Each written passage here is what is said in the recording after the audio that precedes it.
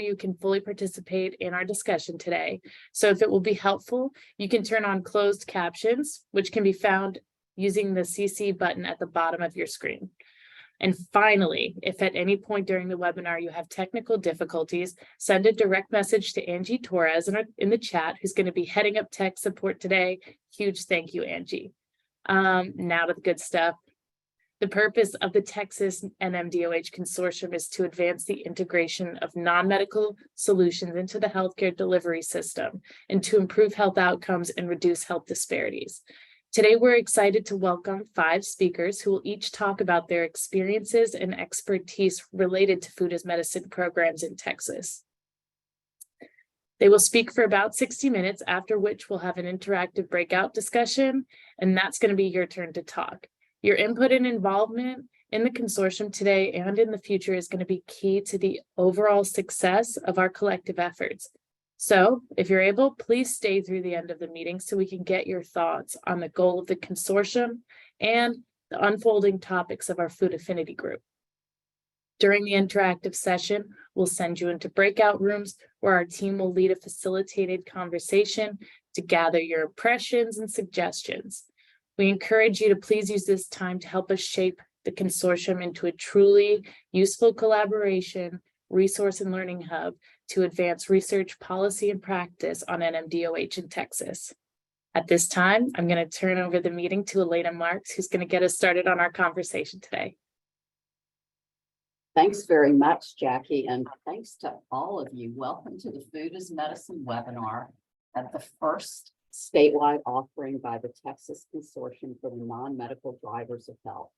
So we founded the consortium earlier this year, and our founding partners are the Baker Institute at Rice and our colleagues at the UT Houston School of Public Health Center for Healthcare Data.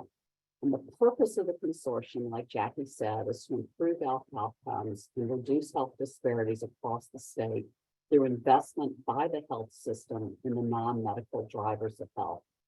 Now, a note about terminology. We're using the term NMDOH, or non-medical drivers of health, rather than the more familiar SDOH, or social determinants of health, to align with the language that Texas HHSC is using.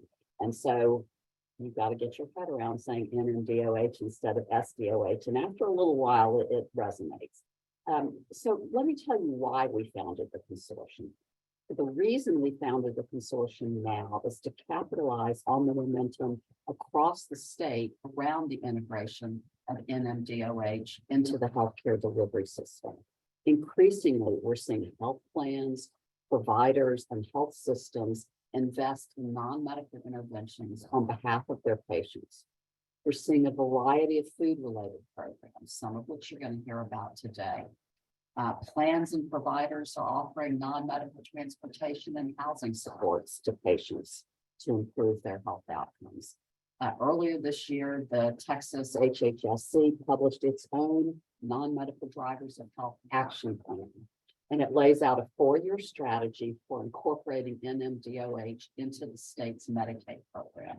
And this is really huge. As you most of us on this webinar know, Medicaid in Texas covers more than 5 million Texans right now. And just last week, HB 1575 was signed into law. This is the first bill that actually acknowledges the importance of addressing the non-medical factors through the health system. And what this bill does is allow and pay for doulas and community health workers to help pregnant women in the Medicaid program access non-medical services. It's huge, as Medicaid pays for half of all births in Texas, which is close to 200,000 in 2021 alone. So the purpose of the consortium, we're here to take this momentum and run with it. We're here to build a field of practice around the integration with NMDOH into the health system by bringing together organizations across the state who are advancing this approach through research, policy, and practice. There have been a lot of conversations across the state about SDOH and NMDOH. And usually those of us who work in this space find our way into those conversations through the conversations about escalating healthcare costs or declining health outcomes or value-based payment, or health system reform, or public health, population health, and of course, health equity. The Texas Consortium exists to provide a dedicated space specifically for those of us interested in accelerating the integration of NODOH into the healthcare system. So here's what the consortium is doing in our first year. First of all, we're convening stakeholders through online webinars like this one. And rather than trying to boil the entire ocean, we developed 4 themes that we're going to start with, and I'm calling them affinity groups. First is food is medicine, and you're here today because you're interested in that topic. We also have a group that's working on community-based safety net providers, primarily federally qualified health centers and local mental health authorities, and they'll be presenting their first webinar next week. We also have a group working on evaluation because it's really important that we get these programs evaluated. On their first webinar tomorrow, and we're also convening a group around health systems. Sessions on food providers and evaluation are scheduled during these first 2 weeks of June. If you haven't registered for the other 2, one of which is tomorrow, there's still time. We'll be holding additional sessions in September on each of the topics, and the specific content will be informed by your input during and after today's session.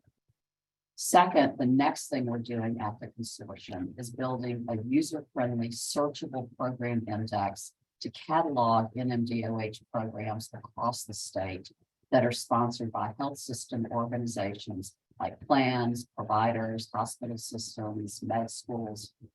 The program index will contain descriptions of programs with searchable fields, including program sponsorship, drivers of health, targeted populations, health conditions addressed, location of the programs, and evaluation status. The reason we're building the program index is so that we can identify and then share information about the great work that's actually happening already across the state. For those who work in the state in this space, and especially for those who are just getting started, we really need a single repository of all of these programs so people can learn who's doing what works, for what populations, with what costs, and with what benefits. The consortium's program index, which is under development right now by our colleagues at the Kinder Institute, is being beta tested right now. And the program index will be that place. For those of you on this webinar who are involved in these programs, please reach out to us so that we can include your work in the program index. Our last offering in 2023 will be an in-person conference, which will be held on the Rice University campus on December 8th. We hope this is the first mini annual conferences. We've already secured Dr. Laura Gottlieb of UCSF's SIREN program, that's the Social Integration Research and Evaluation Network, as our keynote speaker. Those of you who don't know SIREN, they are a national organization that's cataloging research and evaluation about social integration into the healthcare system, and they've done some incredible work. A lot of what we're trying to do is build a Texas-based SIREN. We'll also have Emily Centellis with us. Emily is the lead at HHSC in implementing their NMDOH action plan. We also expect to have many interesting and interactive sessions on a variety of topics, so stay tuned for registration information later this summer. So this consortium will be what we want it to be. It's up to us, for those of us in the field, to suggest learning topics, research opportunities, and ideas about how to advance the field. During the session, you'll have 2 opportunities to give us your thoughts in breakout rooms and then in a quick online survey as we close the session. Thanks for being on this journey with us today. This really is our first rodeo and you're riding with us. Now I'd like to move us into our actual conversation for the day, and I want to introduce our fearless leader for today's session, Dr. Srila Sharma. With a small group of steering committee members, Srila has planned this session, and she's leading the consortium's work on food-related issues during 2023. She's got a big old bio, but what you ought to know about her is that she's a professor at the UT School of Public Health and also the director of the Center for Health Equity. She's worked in the area of food and nutrition for many years as a program designer, as an evaluator. Shrila, the screen is yours. Thanks so much, Elena, for the warm introduction, and thank you all for joining us today. As Elena said, this is a kickoff event for the Food Affinity Group of the Texas Consortium. As Elena mentioned in her introduction, I'm a professor of epidemiology and director of our Center for Health Equity at UT Health School of Public Health, and I'm based in Houston, Texas, though we have campuses across the state.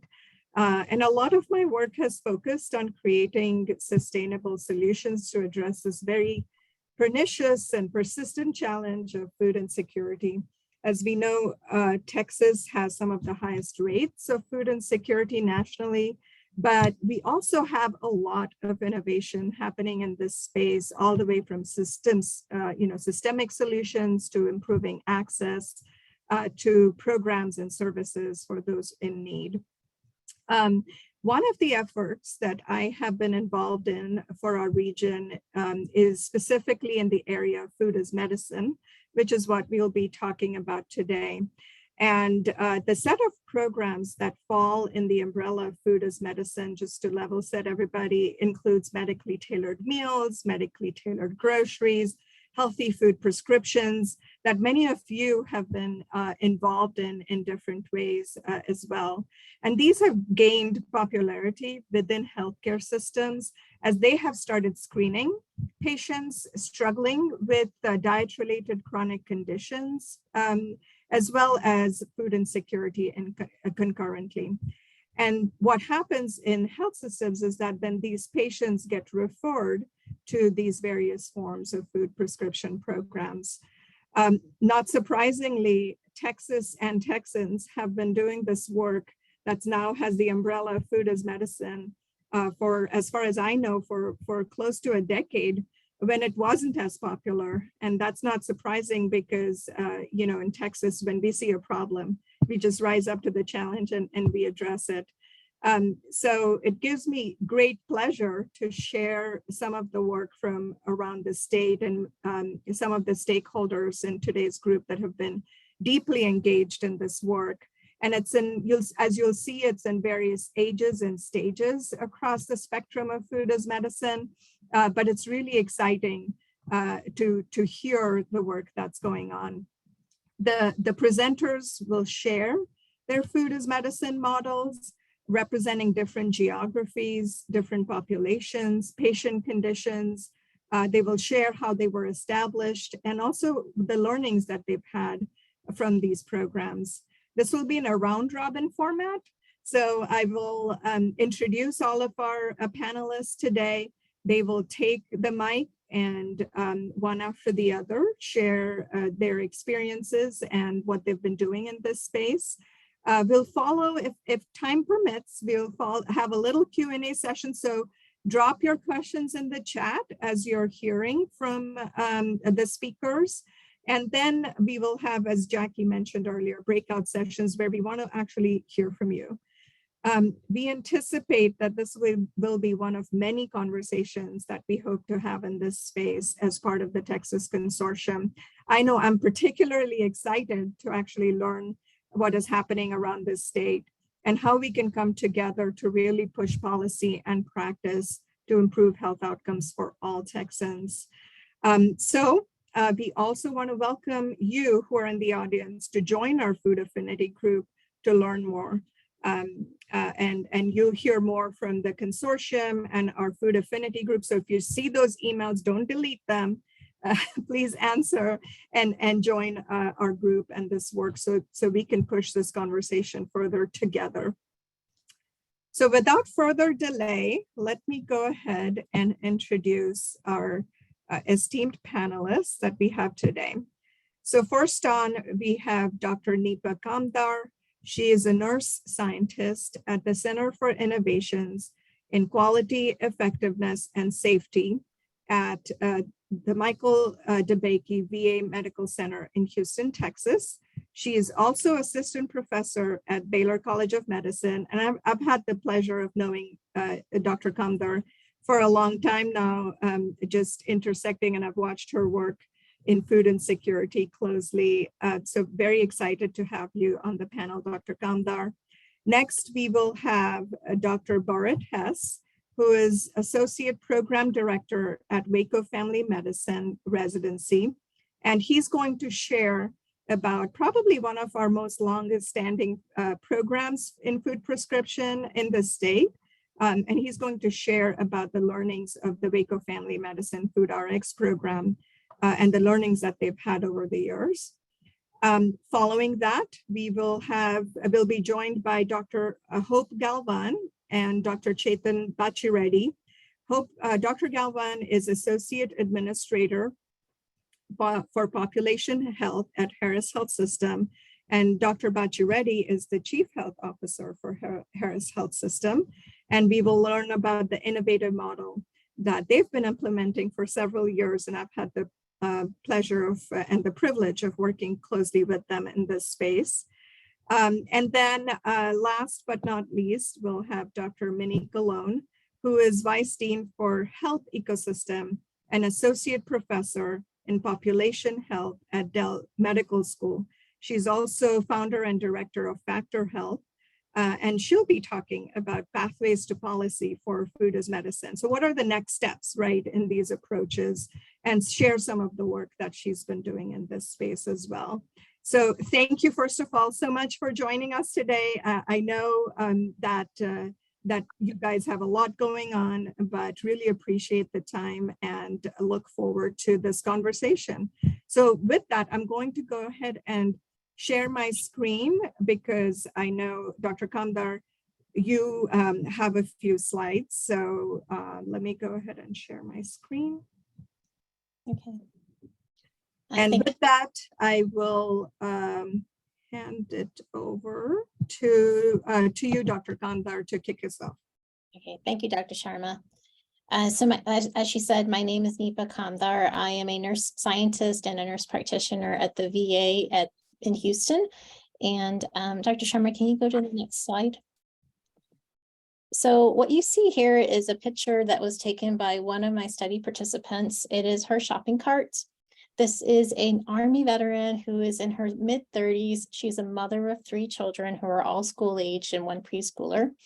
And she's low income and she fills her shopping cart with the foods that she can afford, which in this case, the ramen that day was on sale 10 for $1. So she bought a large size case of them. The soups were also on sale by 10 and they were discounted. But what you see there is basically food that we would agree is probably not as nutritionally sound as it needs to be. And when we think about food, we know that that's a driver for a lot of illnesses, but it can also be a driver for a lot of well-being, provided the person has access to those foods and can afford it and is willing to consume it. So the food that this family is consuming doesn't just affect the Army veteran, but it also affects her 3 growing children. And that's why programs like Food as Medicine are important. Next slide, please. So what is food as medicine? It is basically the intersection between nutrition and healthcare. Examples of food as medicine programs are produce prescriptions or medically tailored meals or programs that provide medically tailored groceries. And we hope that with food as medicine programs, we will get improvements in health outcomes like preventing diet-related illnesses, managing and treating chronic diet-related diseases like diabetes, hypertension, hypercholesteremia, and obesity. Next slide, please. So the VA is entering this space of food as medicine. We're sort of new at this process. Working with the Rockefeller Foundation, we recently established funding to run a pilot program called Fresh Connect. This is a program that's going to be piloted both in Houston and also in Salt Lake City.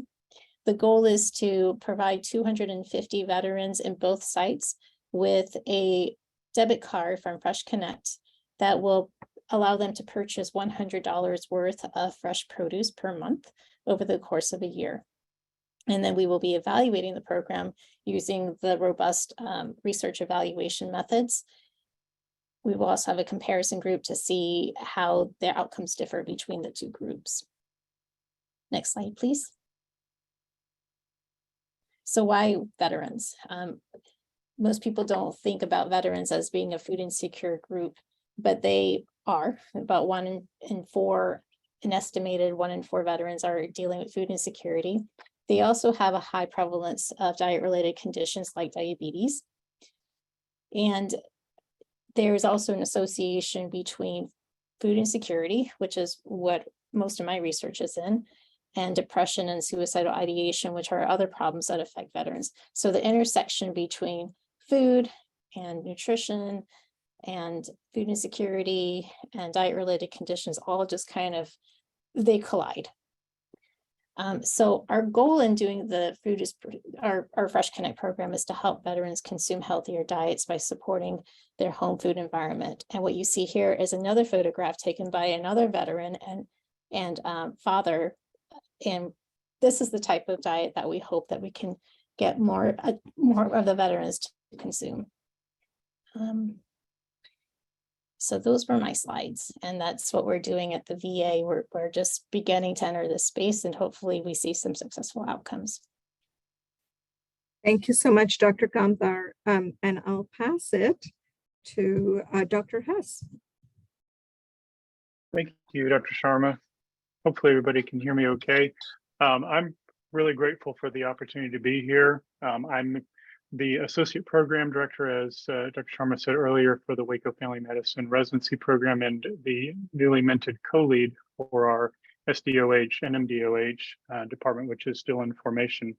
And I do want to say, I may be the spokesman here, but I'm standing on pretty broad shoulders of work that has been done previously through our system, and my arms are linked to stronger arms. Any failure to represent well is entirely on me. Next slide, please.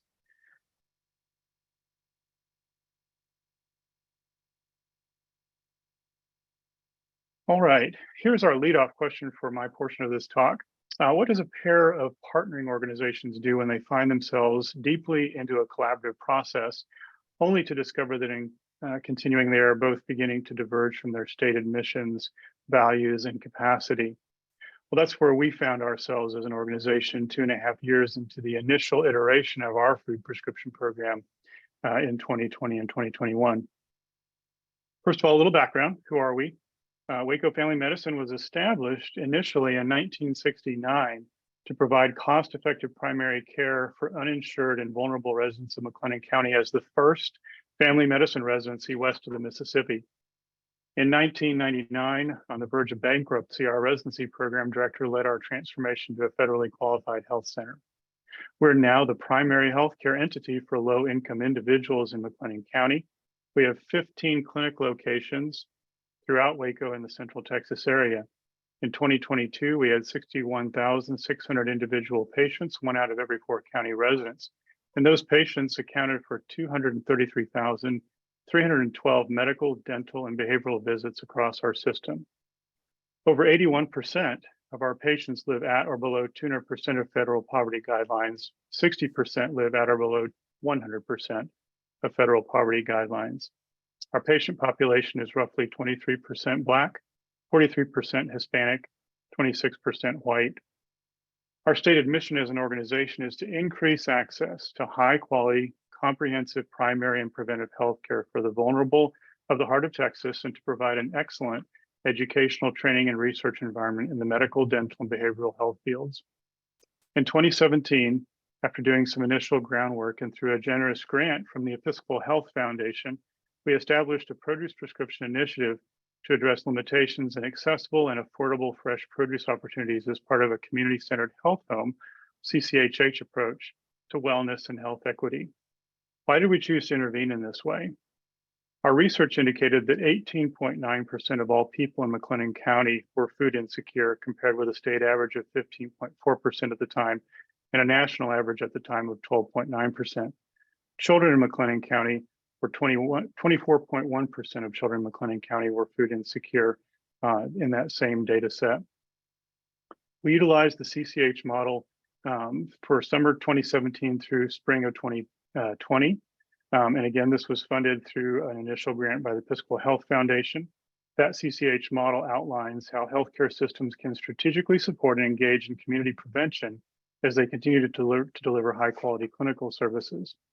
That model acknowledges that factors outside the healthcare system affect patient health outcomes and actively participates in improving them. And in fact, about 80% of what impacts a person's health occurs outside the exam room. Summer of 2020 through spring 2023, our work shifted to what we call the Working Upstreams grant, again provided by Episcopal Health Foundation. This grant model is a continuation and expansion of the CCH model and initiatives. The framework describes the integration of community prevention and clinical care, focuses on addressing the non-medical drivers of health, and enhances health equity and community resiliency with the goal of improved population health. Our partners in this initial iteration were Baylor University and World Hunger Relief Institute, a local sustainable farm. So what did we do? Well, a little background. As you know, the Food is Medicine movement focuses on the role of diet in the development of chronic illness. The purpose of the Food is Medicine initiative is to develop solutions that target many of the intertwined factors that influence healthy eating behavior. Intervention strategies, as has already been mentioned, include produce or PRX programs in which healthcare providers identify individuals in clinical settings who may benefit from increased consumption of fruits and vegetables and then write a referral or prescription for the food. Prescriptions are then redeemed by the recipient for produce with the goal of improving access, availability, and affordability of produce among vulnerable populations especially. So how did we do this in our context? Well, during approximately biennial growing seasons, our farm partner would grow, harvest, clean, and box fresh produce. They then delivered that same produce in large shoebox sized boxes to our clinic locations. We stored those in on-site refrigerators, and then our providers would write prescriptions for those produce boxes. The patients could redeem those produce prescriptions on site at clinic locations, and this would minimize structural barriers to economic and geographic food access for patients. At the time, our central clinic site was located in the center of a food desert. Patients could then return for multiple refills within the same growing season. That referral process was embedded in our electronic medical record, EPIC, and a healthcare encounter with a PRX referral would generate a prescription with that patient and with prescribing information, including the date of prescription, healthcare provider, and clinic location. A survey for those PRX participants was embedded within the printed prescription. When patients returned the prescription or turned in the prescription to receive their food box, they would also therefore return the completed survey when the prescription paper was redeemed. Thus, we were able to obtain patient prescription data from the EHR, and patient redemption data was obtained from patient surveys. The initial data result from that portion of our project showed that across 8 biannual harvest seasons from 2017 to 2021, 9,986 produce boxes were distributed. Over half of patient surveys reported often running out of food, and over 70% reported that they could not afford balanced meals. Spring 2020 program procedures did not include the EHR prescriptions due to the pandemic, and because the fall 2020 crops at our partner farm were a total loss due to climate and weather anomalies. This set of circumstances prompted a reevaluation and a reconfiguration was initiated through our stakeholder feedback, specifically our partner farm. They were stretched beyond capacity, and they could not have fulfilled the level of produce demands that were seen as the project reached that point. The pandemic and the weather exposed vulnerability in our supply chain, and for either organization whose emphasis was on education, the size and the magnitude of the project at that point had really rendered us both ineffective in incorporating education into that iteration of the project. Finally, the other aspect that fired our transition and reconfiguration was that we were approached as an organization by a local food pantry with a partnership proposal. So in 2022, we relaunched our Food is Medicine initiative with two distinct arms, a PRX plus culinary education arm and a Food RX arm. I'll describe both arms now. Arm one, our PRX and culinary education, combined the produce prescription and community cooking programs, which are two well-described food as medicine models in the literature. The intended downstream outcome of this effort was decreased nutritional insecurity and improved health outcomes.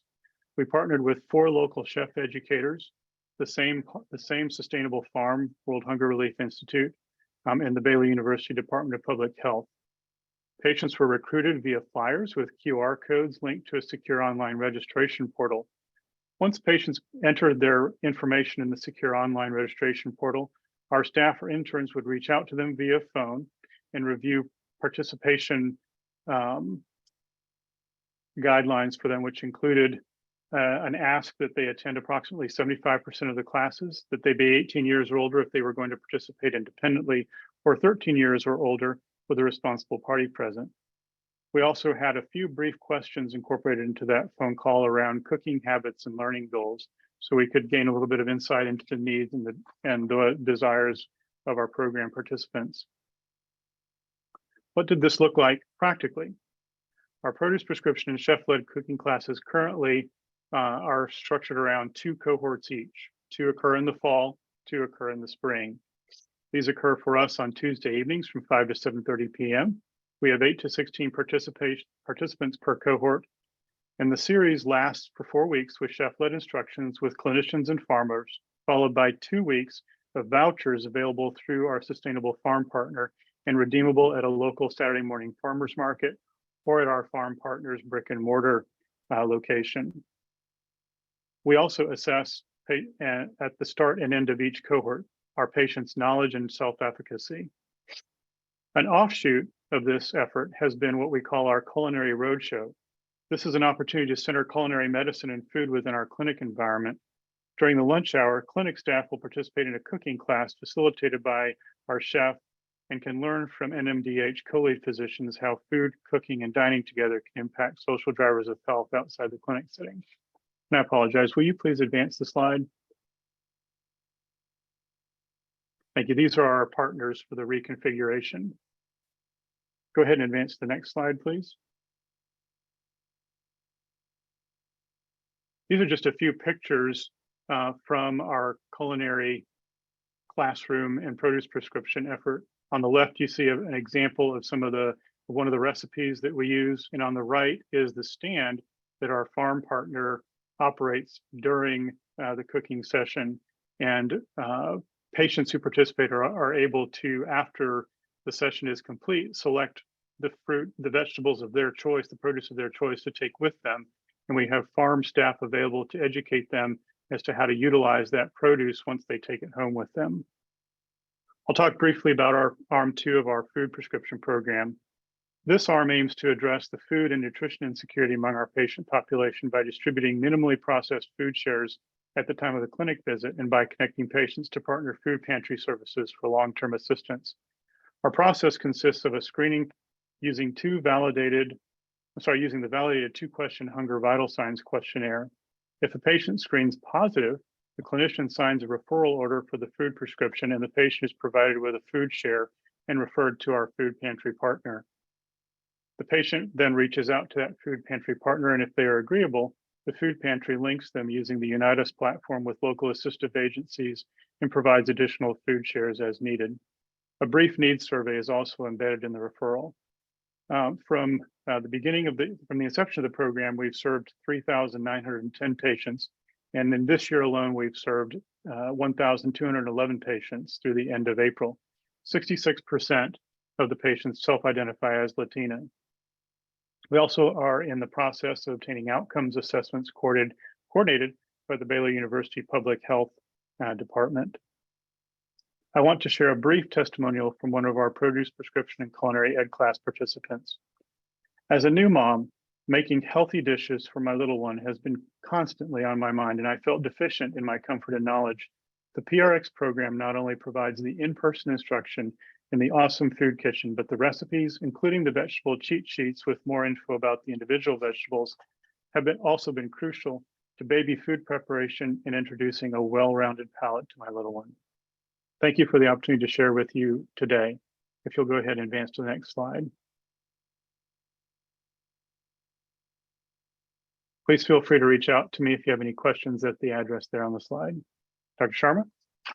Thank you so much, Dr. Hess. And this is just phenomenal. Congratulations to you and your team. I know you have to leave earlier today.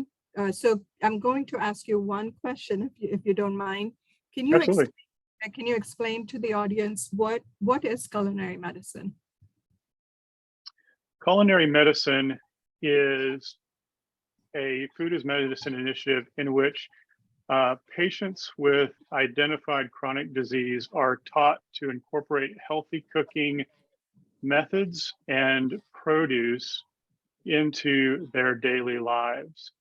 They're taught essential cooking skills, and then in our context, they cook together under the guidance of a chef with clinicians and clinic staff. They eat together, and then they're able, as I said earlier, to take produce home with them. Over that 4 weeks, we're hoping to see increased self-efficacy as well as a reduction in negative outcomes from chronic disease. And we're hoping that we'll see particularly an impact on diabetics in the form of lower A1Cs and in hypertensive patients in lower blood pressures. Long-term outcomes, of course, are also focused on reduced number of ER visits, reduced number of hospital admissions, and overall flourishing on the part of our patients as a result of that reduced need for high-level healthcare. Thank you so much. And is it a dietitian teaching the classes, or who is teaching the culinary medicine component? Currently, we have a chef who teaches that, who has a background in culinary education and nutrition. We're currently in need of a registered dietitian. Well, chefs know how to make food taste good. So I think that's wonderful. Well, thank you so much, Dr. Hess. And next up, we have Harris Health. And I'm going to pass it to Dr. Galvan. And I just heard that Dr. Bachireddy actually had a baby. So he's going to be indisposed today. But I'm sure we'll see him at the next conversation. So I'll pass it to you, Dr. Galvan. Thank you. And yes, his wife delivered a little bit early, but he's very excited about this work too. So just to give you all a little bit of background as to who Harris Health is, we've been serving the Houston community for over 50 years. Our patient population, as you can see here in front of you, is when it comes to being uninsured, about 54% of our patient population is uninsured. We're considered the safety net for Harris County. Along those lines, our race ethnicity patient population is about 57% Hispanic, with African-American being about 25%. We have multiple sites across Houston that include healthcare centers, 2 hospitals, several specialty clinics across, again, Harris County. Next slide, please. And so as the safety net, we started our work addressing food insecurity back in 2017. And back then, I never thought that we would be here today. It was a very scary journey because back then it wasn't. We were just starting to have the conversations about food insecurity. But Harris Health, as an organization, even back in 2017, we've always seen ourselves as having a role in addressing and advancing health equity. Our senior vice president of population health brought in the vision of going outside of our walls. We were very much clinical. We were very much trying to do the best we could with what we had in front of us. But we were introduced to this whole concept of going upstream, right, with population health.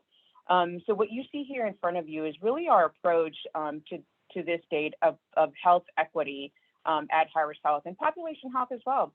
We have on the left of your screen, you have the community impact. We have the collaboration across sectors. And then we have the individual impact. All of this is considered in a lot of our work, or all of our work actually, in population health. And when we look upstream, we look at population health and prevention. When we look at midstream, we look at social services. What are those opportunities and how we can help our patients who are in front of us? And of course, the downstream is the healthcare services that we provide. In all of this work, we look at how do we address structural racism? How do we integrate our social needs into healthcare services? And last but not least, promoting equitable care across our healthcare system. Next slide. When it came to food insecurity, our journey, again, we started with simply using our 2 hunger vital signs questionnaires back in 2017. And we chose to use the hunger vital sign questionnaire mostly because we initiated food insecurity screening at the clinics. So we needed something that worked we could do very quickly, but would at least give us a high level information related to our patients' needs. And so we spent a lot of time doing assessments across the country. What are other organizations doing? What are local organizations doing? And then we got this graphic, and I apologize for not putting the source here, but this is actually from the advisory board back in 2017 when we were looking at what do we need to consider? We need to consider what are we doing at a local and a national level? What are we doing about access? And then what do we do with access and nutrition education and food literacy? These were the 3 primary programming pieces that we considered when we first launched food insecurity and food as medicine at Harris Health. Next slide. And I have to say that, part of our assessment back in 2017 and to date is what's out there in the community already with our partner, the Houston Food Bank. Like, where do they have pantry sites? What are our patients expressing when they're being screened for food insecurity at our clinics? So we looked at not only the food insecurity prevalence that our patients were expressing, but we also looked to see what are those local resources and how do we start to intentionally and strategically start creating these food pharmacies that will meet that community need, but also too gives us the opportunity to serve the community, right? And our patient population. We can go to the next slide. We can just click through the animation, please. And so what is Harris Health doing related to food insecurity? When we started the screening in 2017, we learned very quickly that we needed to speak to our patients. We knew the best practices across the country. We knew what we should be looking at for outcomes, and our outcomes that we chose based on conversations from different folks across the country that were already doing the work was look at A1C control. For those of you who don't know, the A1C control is all about how that patient living with diabetes is controlling their their glucose, right? If it's elevated, it's out of control. And for those of you that don't know, for diabetes, if you have a hemoglobin A1C that is high, there's a lot of long-term consequences from having that glucose elevated. So our food pharmacy, for us, when we started this work, we had conversations also with local partners, and some are, UT School of Public Health, as well as the Houston Food Bank. And our interest was not only are we able to address this immediate need, express need from our patients, but it was also this optic, instead of giving our patients a cold referral, like here, go there, knowing that our patient population already has so many barriers, and knowing that we are the safety net, it was how can we make it a little bit more tangible for our patient population? And so at that time, we decided, you know what, we have some space in the clinics. Let's see about bringing a food pantry on site. Now, as a clinician, it wasn't an easy sell because bringing a pantry into a clinic, there's a lot of things that you need to consider, from the infection control piece to the making sure that the access is there for the patients, then the heavy lifting that the patients need to do and what have you. So there was so much work that needed to happen there. But when we set out to start these food pharmacies, what we did initially was not only just assess the community, but we assessed what was going on in our clinics. We very quickly found that our nurses, our physicians knew that their patients were struggling getting healthy food. but they didn't really know what to do outside of a referral. So when we talked to our clinicians, it's like, let's focus. So we started to focus on the patient with on diabetes. And the reason we went with diabetes was because we knew very well that our patient was not coming in with just diabetes, right? They were also coming in with blood pressure and some cholesterol issues. That's what our patient population looks like. And so we created the program that once we screened, our physicians now can write the prescription, or anybody can write that prescription for FoodRx once the patient is screened.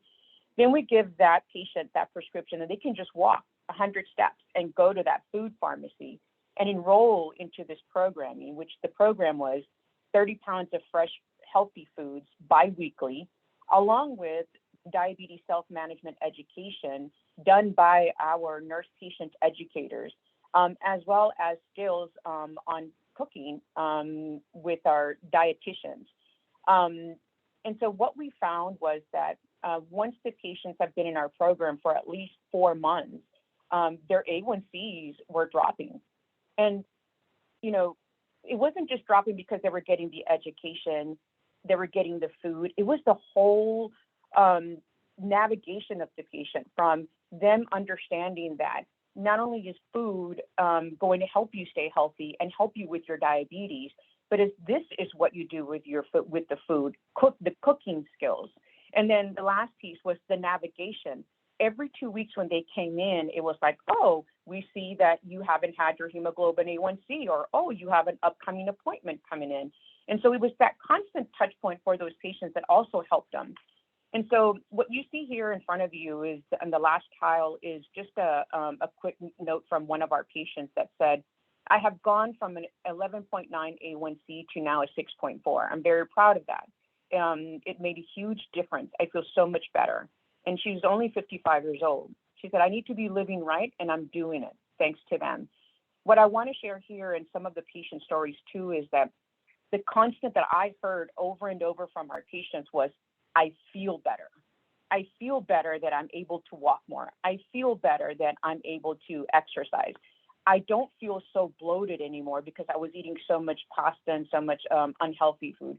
I mean, this is what our patients were saying. From the provider piece, the providers were now going beyond this patient is non-compliant with actually asking our patients, we see that you're not taking your insulin. Can you tell me about that? And we heard stories where patients were saying, I'm skimping on my insulin because I have 3 growing teenage boys that I'm taking care of for my daughter, and I don't have food. My food goes to them. And other stories. The empowerment for the nurses went from, and the techs and the PCTs and what we call medical assistants, was they were asking food insecurity questions, right? Because at that time it was asking them, it wasn't actually the patient given a paper questionnaire, but it was, we tell the patient that we ask them the questions because we have to. And it was like this whole training that needed to happen at that level that we learned, right? In creating this program. So it was a very, very long journey. And I will say that what we learned was that we needed to talk to our patients. We needed to, learn from their lived experiences. We needed to have the same approach with our physicians, with our nursing staff. We also learned that one size does not fit all. And that's what we're currently working on. What are those models based on the access that there is in the community, based on what our patients are saying, based on the screening that's happening? What are those models that we need to create in partnership with such organizations as UT School of Public Health, Houston Food Bank, and others? So I think just to end, I want to just say that one of the other things that we have learned outside of one size does not fit all, and that we can't do this alone, is that as an organization, we really want to see the work that we're doing not only impact our patient population at a local level, but at a national level, at a level where policy can be changed and policy can be improved so that we don't label our patients as non-compliant, so that we don't, set folks up with nutrition-related conditions for failure. And last but not least, that we prevent. Health promotion is where we need to be. That's my story. Thank you. Wow, thanks so much, Dr. Galvan. That was fantastic. I'm going to actually stop sharing my screen because next up we have Dr. Colon, and Dr. Colon is going to share some of her thoughts and on especially on what's next in this space. Dr. Sharma, Yes. may I interrupt for a second? We had one question for Dr. Hess, and we know that Dr. Hess is leaving shortly. Can we take a moment to ask this question? Absolutely. Sorry, I wasn't paying attention to the chat. No, that's okay. Yeah. Gudelia Ramon asked this question of Dr. Hess. They love the idea of educating the staff during your lunch hour and very interested in learning how you implement this type of partnership. They're interested in, are your menus culturally appropriate? Great question. Our menus currently have been shaped by our chef educator, and she is a underrepresented minority, so she has been intentional about the cooking that we do in those sessions. They are primarily shaped by a greater emphasis on produce and on easy methods of cooking. So I think your question also points to the fact that we have some work to do as well on our end. We're aware of that around thoughtful creation of those menus. But generally speaking, they're more of a smorgasbord type of cooking where you have a variety of different food elements that we can combine, protein bowls, salads, and those kinds of things, with lots of variations or lots of available options for people to combine that do have a culturally sensitive component to the way that they're distributed and made available. Great. We also have another question. I hope that answered your question, Ms. Ramon. We also had a question from Naomi about, can you speak to the overall redemption rate in ARM 2 with the food pantries versus the participate rate in ARM 1 with the cohorts? That is an area that we are still working on processing. I'm sorry, I can't speak more specifically to that kind of data. Trying to think through that here a little bit. The initial thing that we ran into with the food prescription, or the challenge that we ran into with the food prescription program, was that our clinicians assumed that because we're all working with vulnerable patients, that everybody that they were seeing was food insecure, and that wasn't necessarily the case. We went back and had to re-educate them to the food insecurity screening questionnaires that we were using, and once we did that, the more recent referral rate has dropped, but it's also been more specific to patients who actually screened positive for food insecurity. So we have discovered in that we have some education to do with our clinicians around what food insecurity is, what it's not, and then the distribution process as well. And that's just a great opportunity, Dr. Sharma, just to mention to everybody on the group that tomorrow's session, we have 3 of these learning webinars, and today we're focusing on food. Tomorrow, though, we will be talking about how to evaluate these programs. So for people who are interested in learning more about how to evaluate these programs, tomorrow's session would be a wonderful opportunity for you. And then just to put in a pitch for the third one, which will be next week on the 13th, will be around screening and referral processes. Sorry, Dr. Sherman, yes. Yeah, Jessica, feel free to drop that, or Jackie, in the chat, the information around the upcoming learning series. So with that, thank you so much, Dr. Hess. I'll hand it over to Dr. Kalam. Thanks, Sheila. Hello, everyone. The first thing that I'm just going to say is that I'm going to slip into first names, but I've actually discussed this with the group, but everybody went back to the power structure that is healthcare and academia, and it was doctor this and doctor that. So with agreement from my colleagues, I'm going to slip into first names, and maybe that's a great place for us to be for the breakouts and conversations. So I'm just going to spend a few minutes reflecting and sharing a few stories that hopefully set us up for some fun breakout sessions and raise questions about kind of where we go to build on some of this amazing work you've already heard about. I am a behavioral and systems and cognitive neuroscientist by background.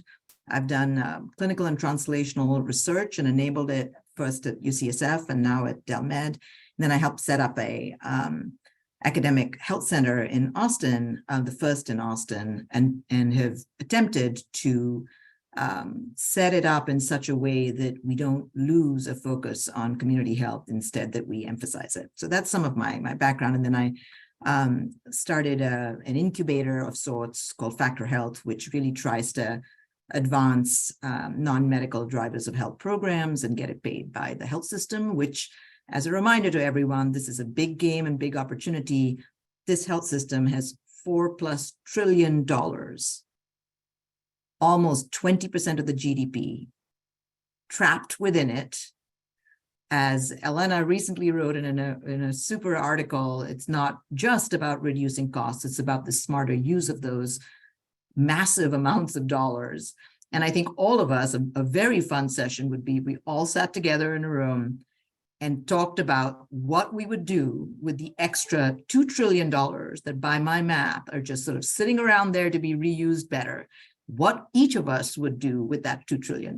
So keep that in mind as you go into the breakout session. That's the big game. But from the big game, I want to go to the small stuff, because small stuff is actually really important in our work. And I think what you've heard from Nipa, from Bharat, and from Hope is a lot of focus on the things that matter to people, the things that matter when we really want to get real about creating impact. So Nipa started with the picture of the shopping cart.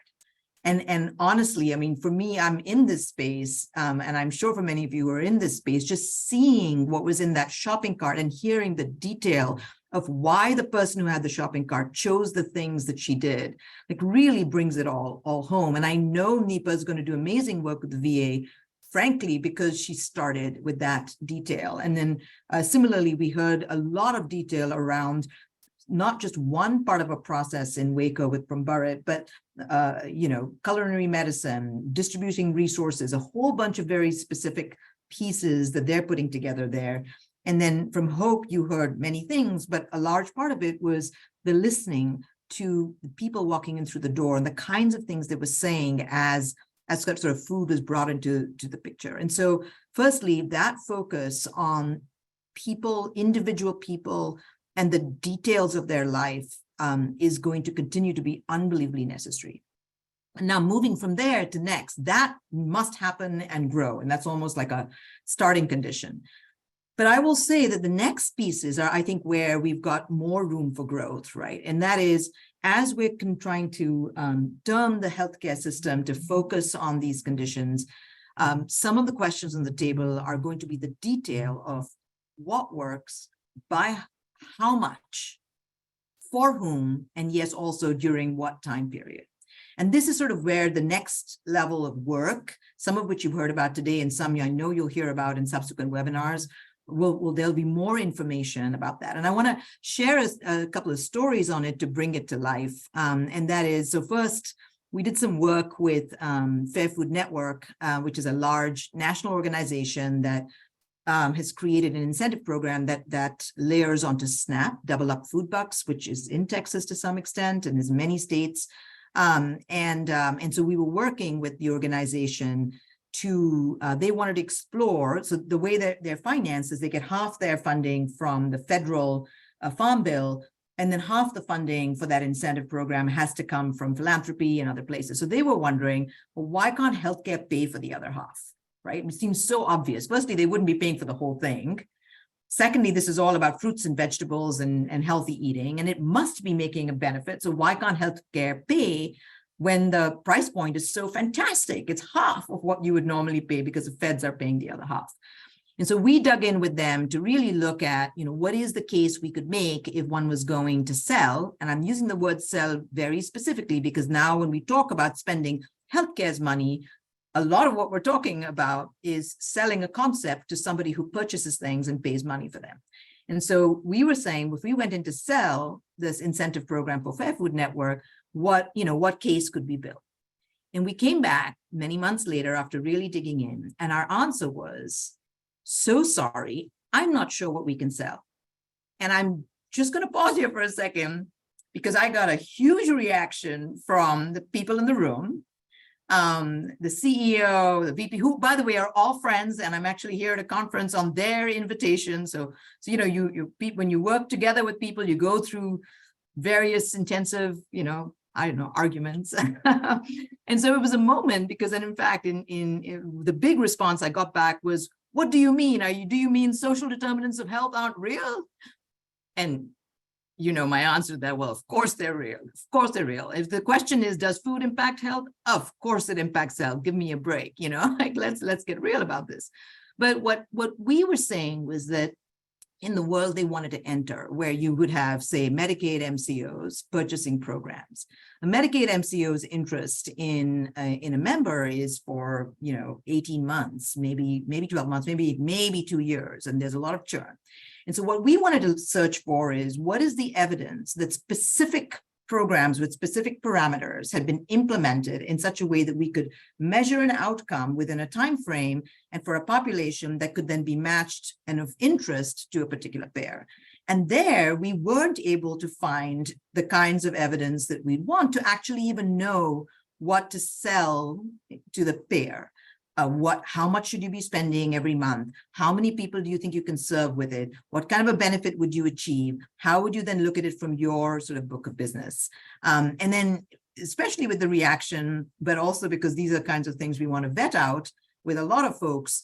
I talked to people like Shrila, for example, and I went like, am I nuts? Like, is this completely off the charts? And she was like, well, now I will tell you that one of the most interesting pieces of work that has come out recently is actually Shrila's work. It's just come out in the last couple of months and this was in Houston, where she, with her colleagues, implemented a real life kind of exercise with integrating fruits and vegetable prescription with a variety of practitioners across the city with some very interesting results, which I hope that she will share with us down the road.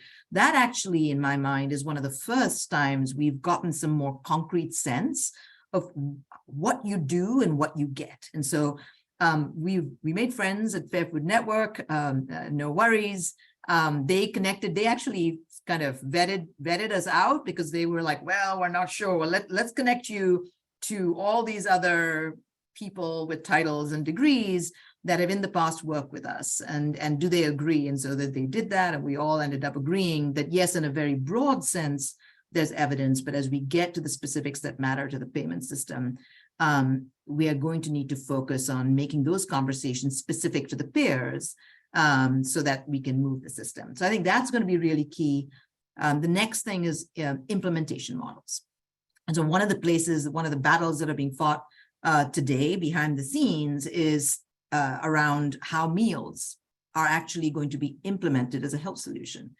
And the reason it's a battle is, on the plus side, meal delivery has an industry that's ready to go, right? Which is all these food delivery, not the food delivery so much, but meal delivery programs that I'm sure you've gotten flyers on your doorstep for, et cetera. So as soon as healthcare starts saying, well, yes, we might pay some of our $4 trillion for meals, that industry turns its attention and says, oh, we've got the sort of tools to do that. And here we are, and we can go national and we can do this, which is terrific, except that what we want to make sure is that in that shift on how something is implemented, we actually get the results we seek. And I think for the people in this room, many of you will already be, your alarm bells are going off to say, well, wait, will we get the results we seek if we go from these beautiful community-centered, detailed sort of approaches to all of a sudden this kind of big drop shipment, frozen food on your doorstep? Will it translate? My sense is no, I don't think it will translate. I think it's cheaper and more efficient to deliver, but for the person, I don't think it's cheaper and easier for the person. And so this is going to be a place we have to navigate so that the promise of the early work doesn't get lost when we go to this large scale implementation. It is one of the projects we're doing here in Texas, and there is a National Meals on Wheels project as well to compare drop shipment approaches with a more human, engaged, and trusted approach. So as we go to implementation, not only must business models scale, but I would say something like the trust model, right? The trust model also has to scale. But if we don't watch out for that, it's going to get lost in translation. And then finally, we need to focus on payment. How is this payment going to happen? And this takes us to policy. And we have a range of challenges to overcome. And the one thing I'll just say on that is there are sort of interim methods where we can find ways to pay for what's happening. But the bigger method we would have to go to, and here I bring a healthcare lens to this, is we have to change the way we pay for things in healthcare, which is kind of outside the realm of food per se, but if we want the health system to pay, it becomes a really important topic. And the reason we have to do that is if we pay for food and for food delivery as a service and at the unit level, then the competition that will arise is between the unit costs of food. And what does that mean? It means instead of $5 a meal, can you please charge me $4.50 a meal because this other person is charging $4.50 a meal? I mean, okay, that's competition, but let's dig underneath that. Who is involved in the food system?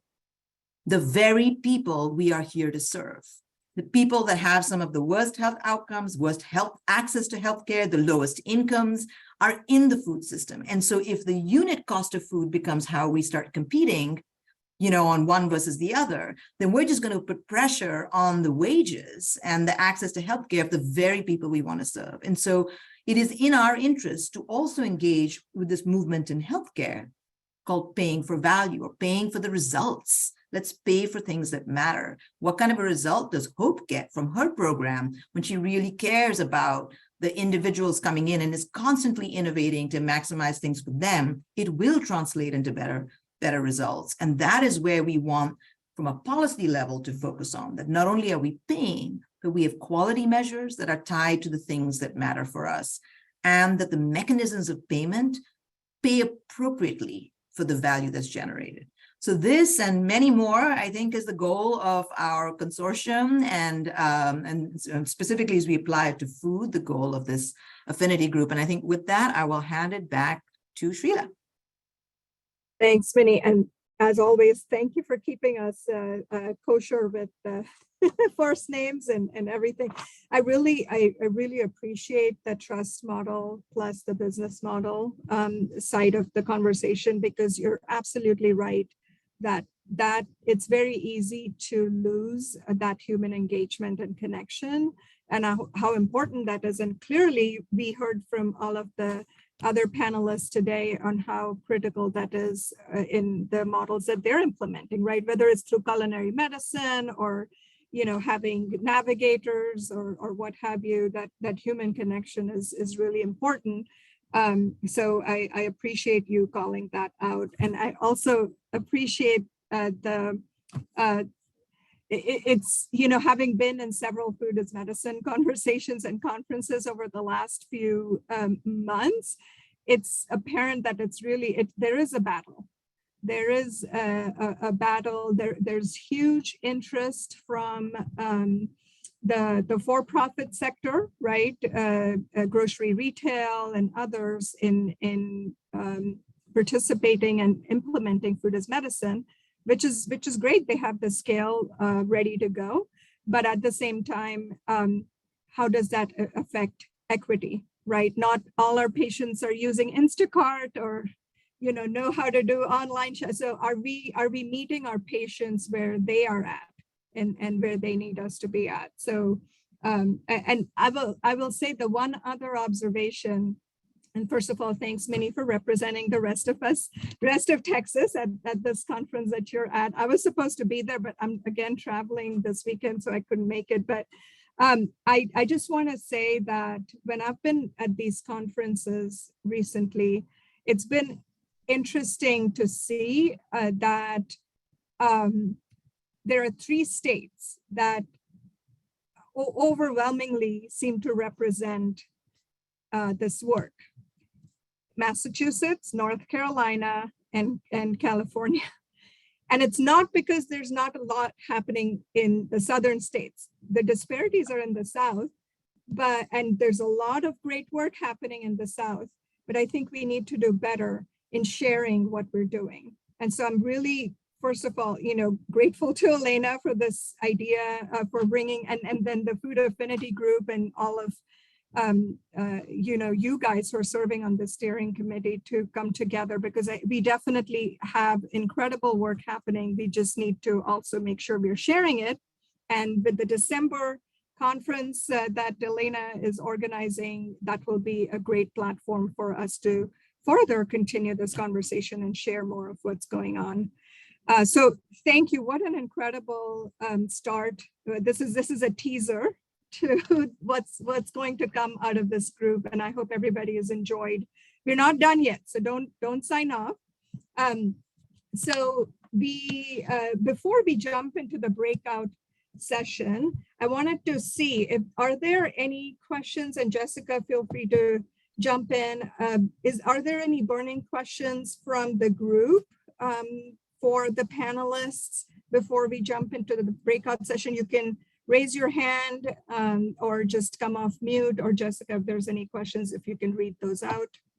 No questions in the chat at this time. So if anybody wants to jump in and have a little conversation with us, we're all about it. We're getting ready to go into breakout rooms as well. So turn your cameras on and let's talk. All right. Well, turn your cameras on. Okay, great. Wonderful faces here. So let's, I think, jump into the breakout sessions. Jessica, I'm looking forward to the rest of this conversation today. Thank you again to the panelists. So grateful.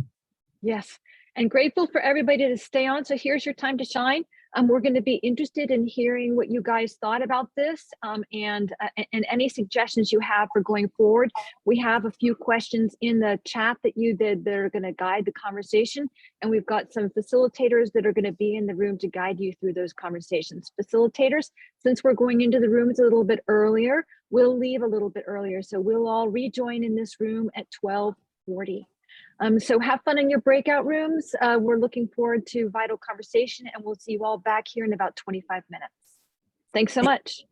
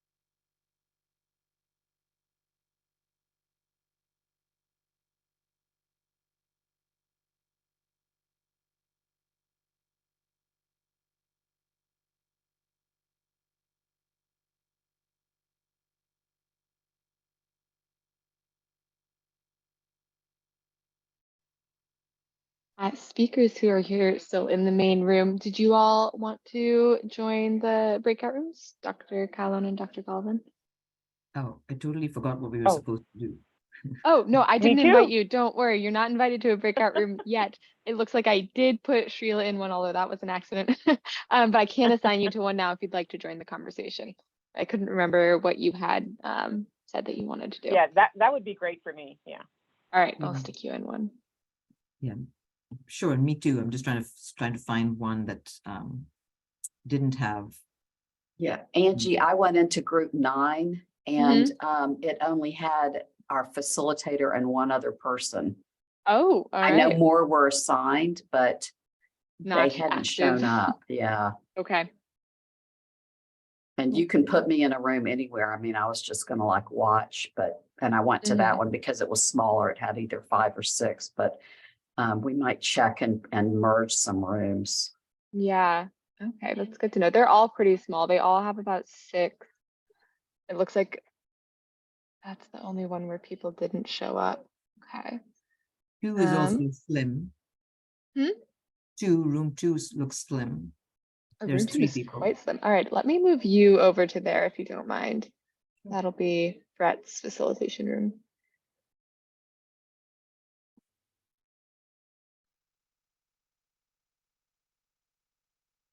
It looks like Jessica also, although it says 7 people are there, there are only about 4 people active.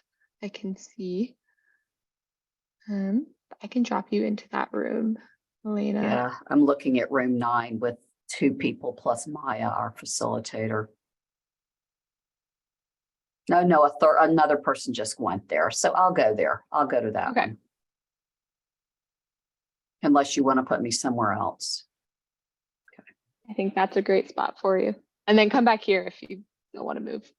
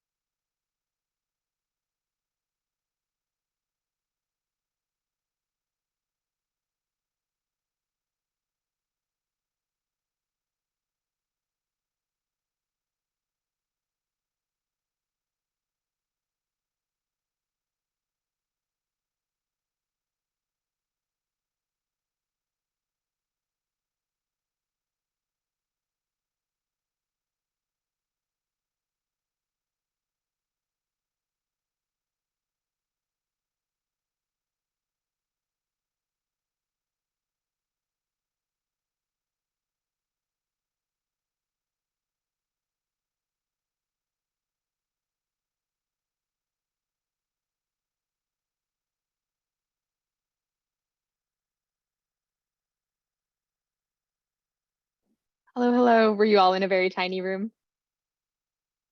All right, let me reassign you to some other ones.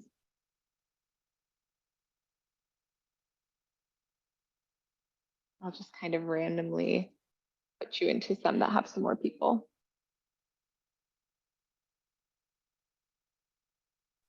Look, Park Carmilla. Hi, Sweetie.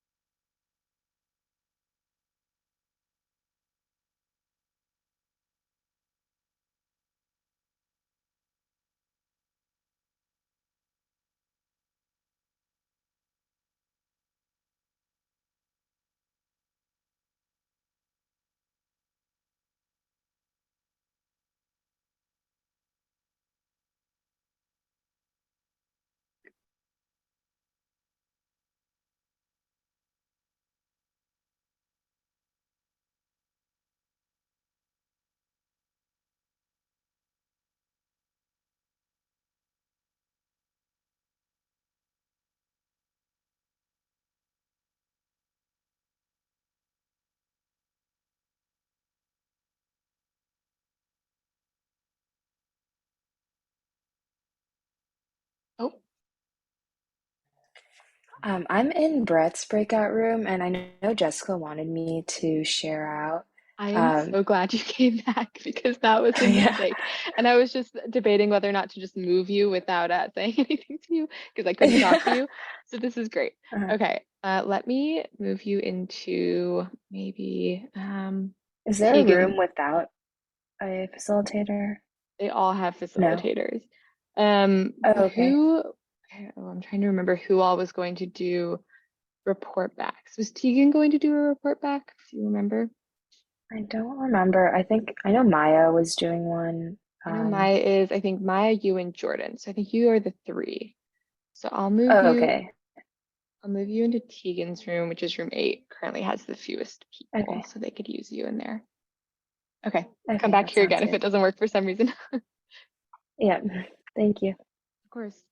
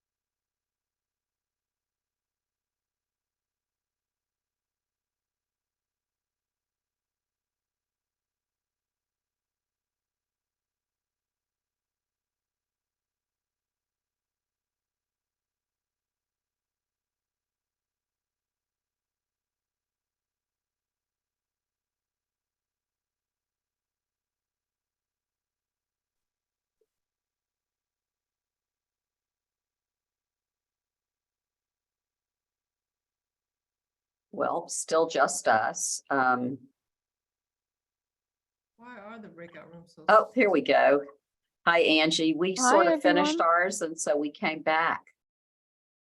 Okay. Sorry, I just put a little snack in my mouth. No worries. I'm going to run and grab a drink. I will be right back. The rest of the rooms will be closing in about 6 minutes. So for those of you in here, this could be a great time for a snack or water break, as Elena and I are both doing, or bathroom break. Also, if you want to jump into another conversation, I can absolutely drop you into another breakout room that's still talking. So what would you guys like to do? To choose your own adventure. How big are the other breakout rooms? Because the other one I was in was only 3 and this was only 4. So I know there was like 78 people. So how many? Yeah. So unfortunately, people often drop off right when you open up breakout rooms because they don't want to talk. So we have about 49 participants right now, including all of our facilitators. So we have 9 breakout rooms, 8 breakout rooms, nope, 7, 7 breakout rooms open, and each one has about 6 people. Okay. And then, but I'm not entirely sure, at this point, how many of those people in those rooms are actively there. Do you want to jump into one to see what's happening? Sure. Okay. I will drop you into room number 6. They have 7 people. Thank you. Of course.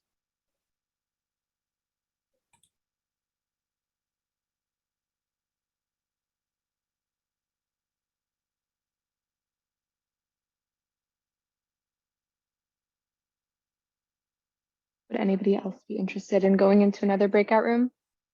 Or just taking the 5-minute break?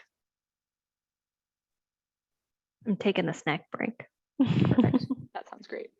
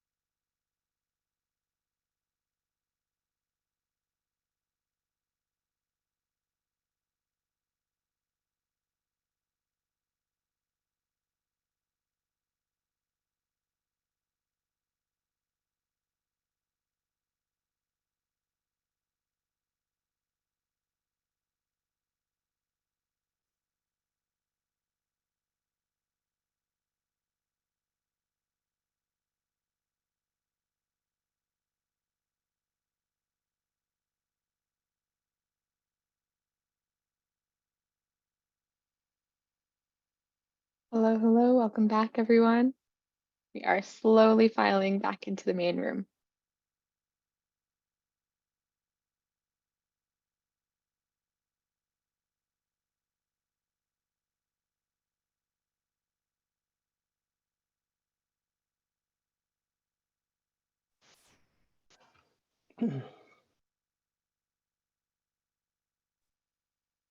Welcome back, everybody. That was I hope not you had good conversations. We were rolling in our group. Thank you very Yeah, much. We that have a did few not more seem- minutes left. I'm sorry? No, Oh, I we said had- that flew by. Felt like Yeah, one we minute. had we had a great group. Not to say that you guys were not great. Let's actually hear all the other great ideas. Becca, why don't you talk to us about how did the conversation go? Tell us a little bit of the highlights in your group. Yeah, so I was in Tegan's group. Tegan, I don't know if you want to share the Miro board, but overall, I think our group found the presentations to be very informative, and they wanted to know more about details regarding payers and partnerships to fund these food is medicine programs.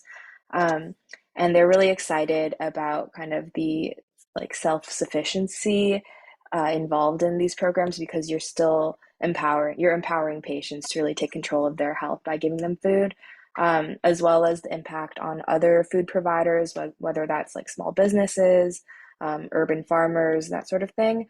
And just overall, found this new approach very, very exciting. And then for concerns, they brought up funding and kind of how these programs can be tailored to vulnerable populations like homeless people or Spanish speaking populations, as well as issues with kind of scaling the programs and making them accessible to everyone. And then equitable distribution was kind of another concern that came up, as well as food storage for perishable foods. Great. And by the way, what a beautiful board. Thank you very much. That's really great. Thanks so much. How about you, Jordan? Were you in a room? How did your conversation with your group go?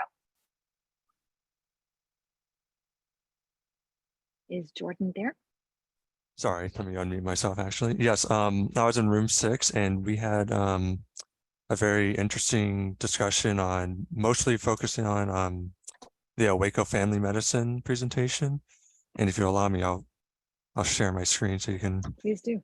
see what we talked about. A lot of the discussion centered on, like I said, the Waco Family Medicine Initiative, and it was sort of seeded from that that concern. One big concern was sort of seeded from what I believe Gudelia raised about how do we ensure that we have these food supplies going to populations that we need to make sure is culturally appropriate, that are desirable to the recipients, and how we maintain that. And another concern was not just about the Waco family medicine, but about how we maintain sustainability and what Lori Long called a continuum of care. How do we keep the programs up and long term? How we generate seed money or seed dollars for them to get them started and sort of phase out their reliance on grant funds and grant money. Some of the things that my group found exciting was that, for example, in the Waco family medicine, how it works with both patients and the larger community-based populations about providing culinary medicine and food supplies along those lines. And they said that it was very nice to know that there were other people engaged in food as medicine, makes them feel less lonely across the state, and how food as medicine is a large undertaking that can engage sort of statewide involvement across government, private, and for-profit sectors, or nonprofit and public sectors. Great. That sounds good. That resonated a little bit with our group, who really like hearing how other people are doing this work. Thanks, Jordan. Why don't you take your board down? Maybe one last shout out. Maya, how about you? Did you have a good group? You got anything interesting to share for us? Yeah, our group had a great discussion. I'm going to go ahead and share my board, and then I will talk about it. Can you see my screen? Sure can. Okay, awesome.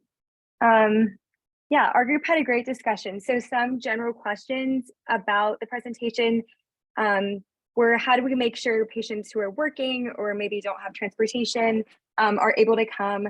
Are there food prescriptions ready, which can be specific to certain health conditions as well as general?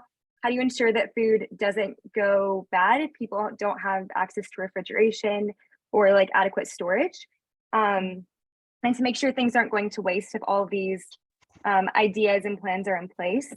Some things that people were really excited about, well, the presentation in general, but also who, from a medical provider's perspective, who is best suited for delivery, identifying programs that are better based and tailored to the population. A big thing that came up was the idea that many for-profit organizations are excited and willing to contribute money to make this happen, and that is a great thing.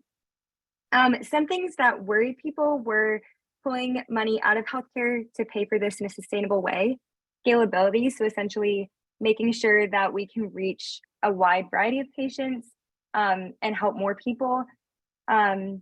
The idea of like, how will pharmacy companies, what will their take be on this? Will that be a setback? Overall, something that worried people was the idea that by saying food is medicine, we also have to emphasize that food is better than medicine. Food is valued for health, but we don't want to get into the mindset of just saying food is medicine and relying on that all the time. But we want to kind of go wider than that. And then another thing that worried people is the idea that when you scale things up, there's no individual or personal focus to it anymore. So that's a little bit harder and needs to be thought of a little bit more.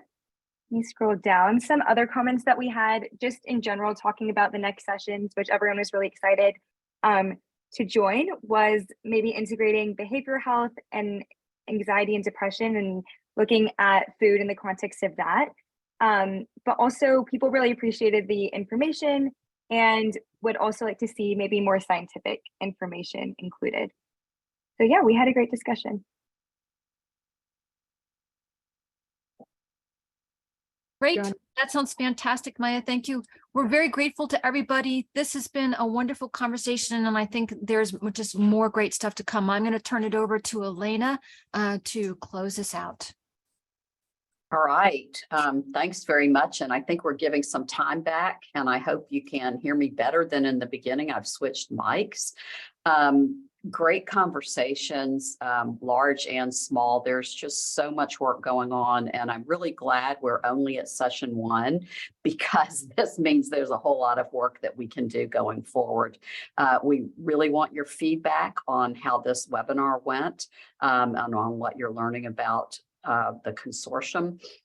In the chat, somebody is going to put in a link to a survey. So we're not going to follow you out of here, but we're going to put a survey up that's just going to ask you a few questions about your experience with the webinar. It'll only take a couple of minutes of your time. We really welcome any and all suggestions. This consortium will be what we make of it. And so please stay in touch with us. Our website launched yesterday. It's still pretty bare bones, but it's www.driversofhealthtx.org. And Jackie Klotz can be reached anytime, and she is really facilitating this for us, jk90@rice.edu. And I think somebody's putting all of that in the chat right now. So with that said, if you will please take a couple of minutes to take the survey so that we know what's important to you. And again, thanks so much. Have a great rest of your day. Thank you, everybody.